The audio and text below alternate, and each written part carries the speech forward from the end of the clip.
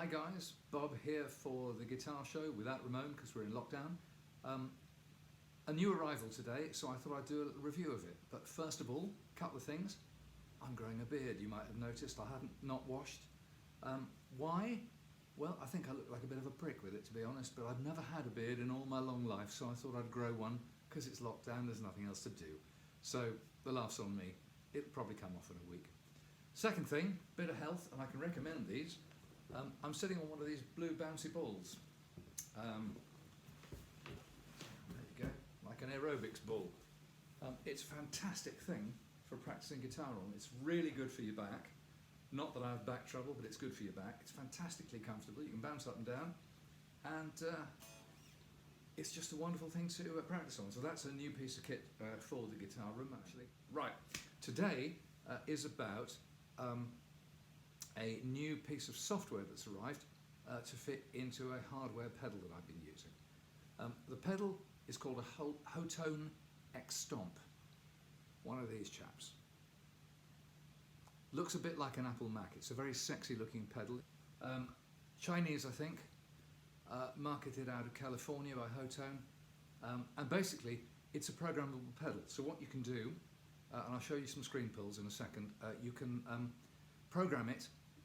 You can put a whole load of different pedals in. There are loads of different distortion pedals. There's a full tone OCD, there's a Timmy, there's tube screamers galore, there's some metalizers, heavy distortion stuff, things like that. Lots of those. You can put in choruses, flanges, vibratos, tremolos, reverbs, delays, stereo delays, ping pong delays. It's a bit like having a modeler, but all in a pedal. Now you can only have one of these effects in it at once. And I used to have a board which had 4 of these pedals on it, so I could have compressor, delay, compressor drive, a couple of delays or delay and reverb or something like that, or I could have a chorus on board. And it was quite a useful little board, but the reason that I sold 3 of the 4 X-Stomp pedals I had was that when I ganged them up together, they didn't agree with each other very well. You got quite a lot of high frequency, radio frequency type interference and kind of whirring artifacts going on, which when, you know, playing at home wasn't too bad, it was a bit annoying. When you went out and played live through an amp, you could really hear these things. So the quality of the pedal, the individual pedal themselves, I think is very good. And the quality of many of the models, if you want to call them that you can install is also remarkably good. So it does a really good impression of lots of quite famous pedals. And this pedal's about 190 quid or something like that, new, retail. So that's less than the cost of any one of these pedals that you might be emulating. Is it as good? Well, I've got a number of posh pedals here. I put them side by side with it, and no, it's not quite as good, but under combat conditions, playing through, for example, what I'm playing through today, my little reissue Fender Deluxe, nothing special about this at all, unmodified, just cleaned, didn't cost a lot of money, it was £400 second hand, it's a trustworthy amp, great gigging amp, and you know what you're going to get with it every time, and that's what I'm going to be using today. So, you know, I think this is a really good little pedal.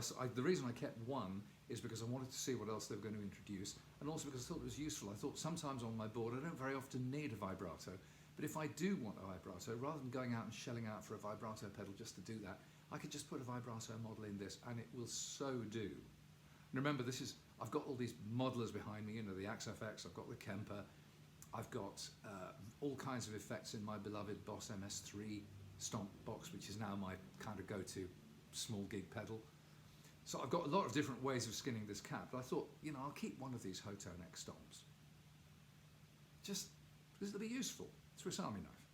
So anyway, today, great excitement because I woke up and I found that they had announced that they've just uploaded 2 new downloadable models. One is of a 14 boost called a grind, and this is really for the metalers. It's 20 dB boost, it's got 1 knob that works on it. So you might recall if I showed you the box just now, it had 6 knobs on it. According to which model you download, they're not all active. This is a 1 knob boost pedal. It's about 20 dB a boost. I tried it, and I'm sure the metalers like it, but it's not for me. It's got lots of boost, and it adds quite a lot of clang to the sound as well. It didn't work for me at all. but each their own.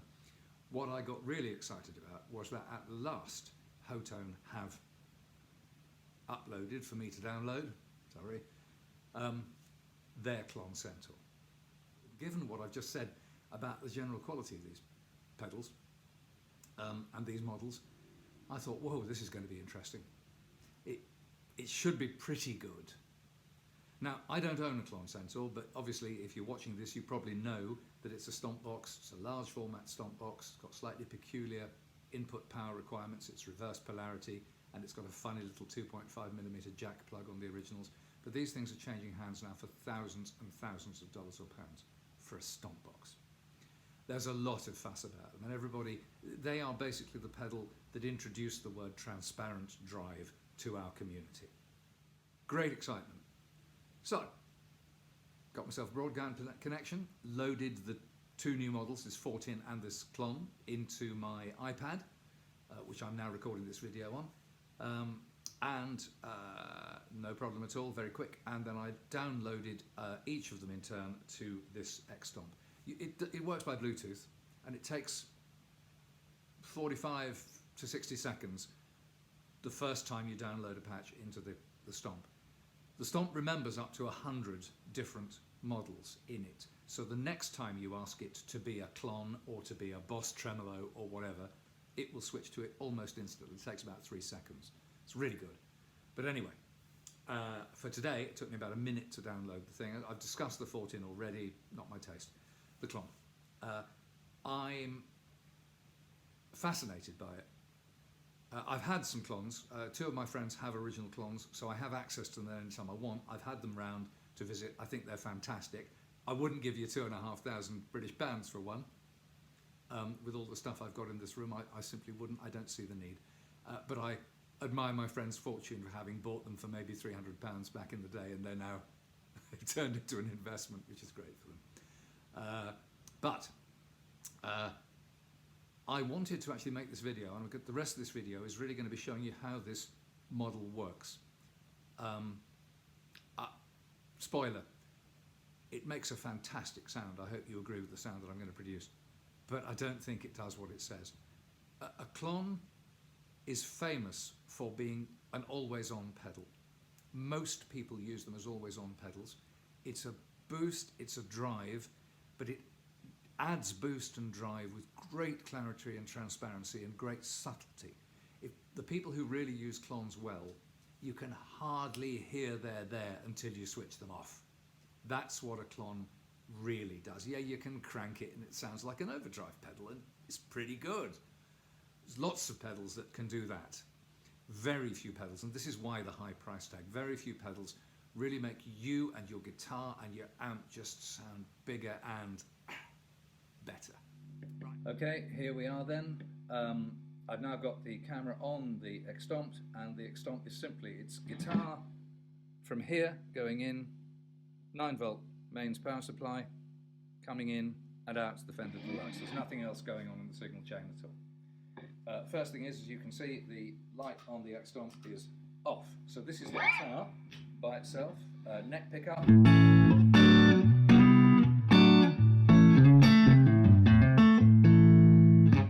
And bridge pickup.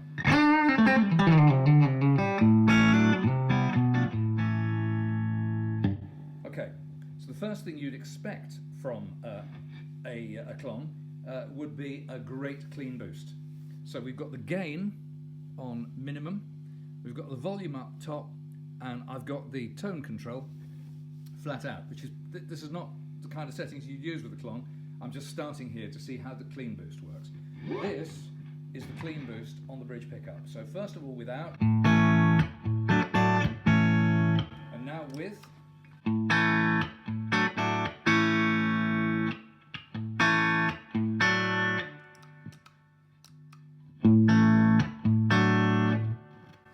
Now I'm hoping you can hear what I'm hearing. There's a huge change in the sound. When you engage this Klon model, there's a substantial reduction in the overall volume and the overall weight of the sound. There's actually a lot of bass cutting and low mid cutting going on. There's also some boosting in the middle mids, not the high mids, the middle mids. So it sounds quite boxy. Doesn't sound bad, it sounds quite clean, but it sounds quite boxy. That doesn't sound like the Klons I've had to visit. Okay, so that's clean. Now I'm going to take the volume down a bit because this could get a bit hairy. I'm going to take the volume down to about midday, maybe a little bit less. Okay, I would want this to be giving me a boost over my clean sound, but I don't want the whole world to start, the ceiling to fall down. So I'm now going to take the gain up to about the same place. So this is the kind of place, and I'm also going to take the EQ down to the middle. Again, right, bridge pickup. Okay, without, with.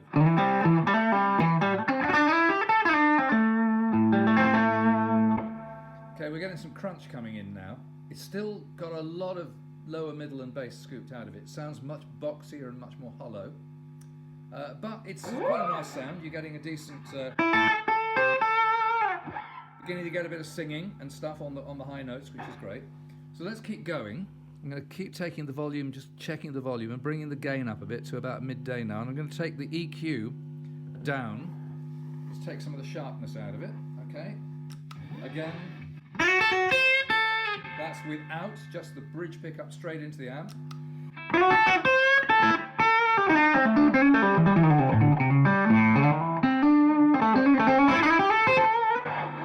Okay, so we're getting some gain now. It's quite a nice singing gain. The good news about all the loss of bass is that there's no flub here. So it's quite a clear sounding gain pedal, but also I'm now up into quite serious gain here. Sorry, I don't mean high metal gain, but I mean as an overdrive pedal goes, this is quite a lot of gain. This is more gain than I would tend to use. And I'm only halfway up. And I'm not really diming the volume either. So the amp isn't really getting hammered or anything like that. So this is quite, unlike a Klon Centaur, this is quite a gainy pedal. Now we can play around with the EQ. So I'm going to turn the guitar back up and just...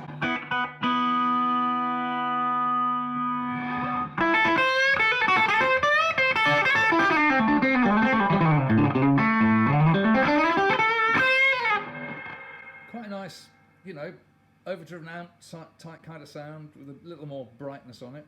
The EQ is very sensitive, so I mean you can get quite a wide range of sounds. If I was using a Gibson, I'd probably have the knob set about here. For the Strat, my taste is to have it reined back about here. Take the gain up a little bit further, keep the volume, trying to keep things under control here still.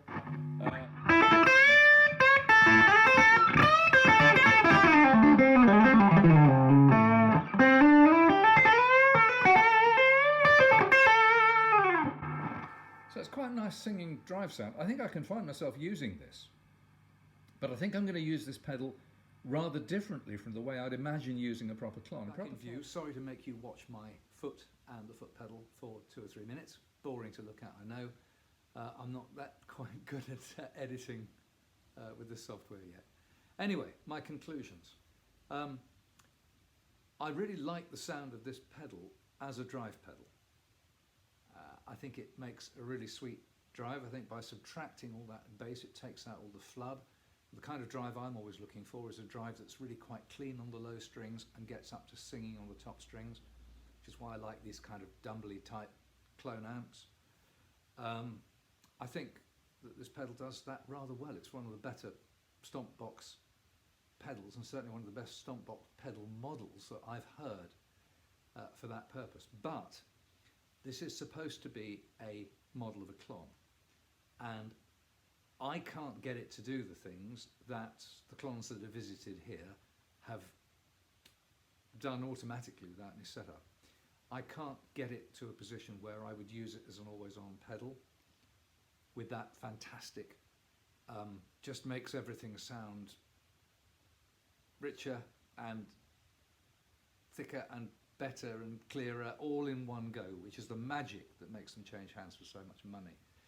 So it's a mixed bill of health, really. I think it's a really good pedal, but I don't think it's what it says on the box, if you like. But as I say, I am probably going to use it. Now, I'm really interested to hear from anybody out there who's got experience either of this or of Klons because while I've had them to visit, I don't own one, I don't gig with one, so I don't have that kind of level of living with it appreciation of the thing like I do with some of my own gear. And I'd just love to hear what other people think. I don't really want a lot of comments about £2,500 for a pedal, it's bloody madness. I think we all agree on that. I don't think we really need to bung up the comments with that. But if anyone's got any thoughts, I'd love to hear them. Yeah, that's it for now. I might bring you another little gear review shortly of something that I got given for Christmas. Not an expensive piece of kit, but absolutely brilliant. So watch your screens. I might do a quick video on that later as well. In the meantime, I hope you've enjoyed this solo effort. It's not like the banter with Bob and Ramon, can't be, but what the hell. Stay safe for now. See you soon. Bye.